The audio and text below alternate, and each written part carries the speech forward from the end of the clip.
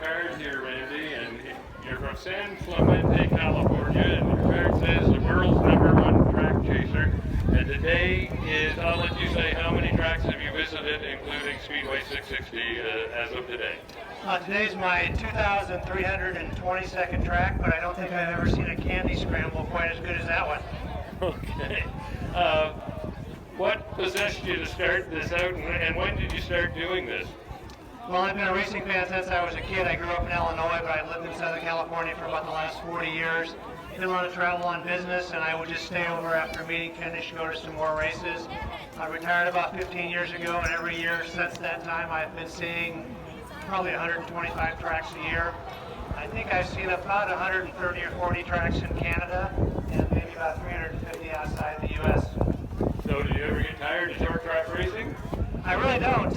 My hobby is about logistics of getting there. It's not that easy to get to some of these places. As I mentioned earlier, I was track chasing in Amarillo, Texas on Friday night. I was down in Oxford, Maine last night, and here tonight.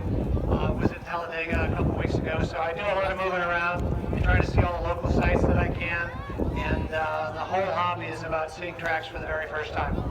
Now, this is not just confined to the United States and Canada.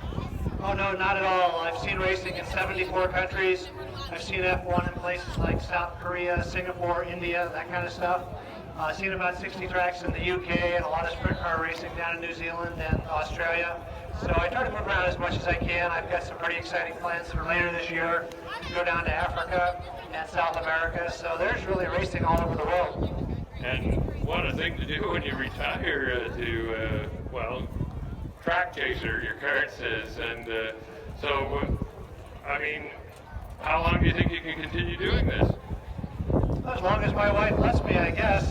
It's a pretty difficult thing to ask her more than 2,000 times, can I go to the races tonight? But so far she's been pretty agreeable. I just want to say this, you guys have a really outstanding racing promotion here. Like I say, I see a lot of races, and a lot of the tracks aren't as good as they possibly could be. You guys have a super crowd here. The candy toss is a nice idea. Going down to the pits beforehand is great. Starting on time, and you got good car counts and a scoreboard, and on and on and on. And you wouldn't believe it, but a lot of tracks I see don't have half the things I just mentioned.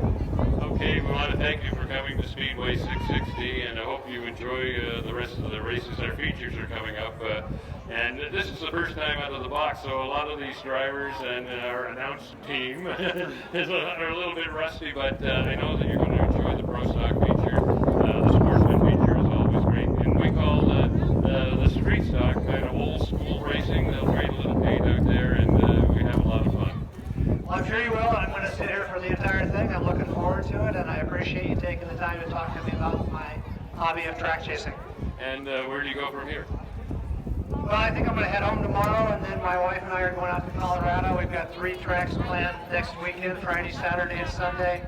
We get into about mid-June and July. It'll be the county fair season in the United States, and then a little bit later it's the fair season in Canada, so I'll probably go up and see a bunch of that.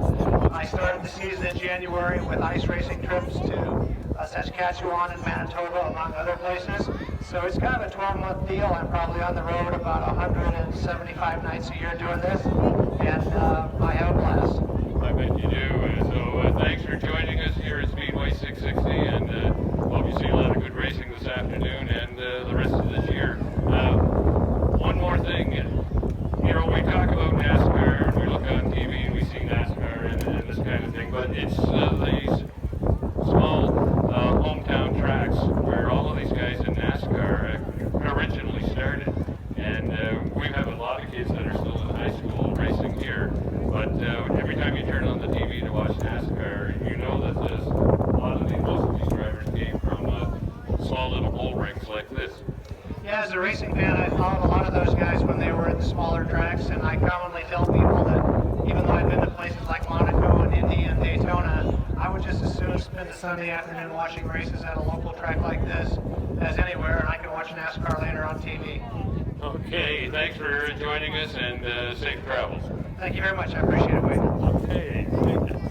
Just say hello, Wade. Hello.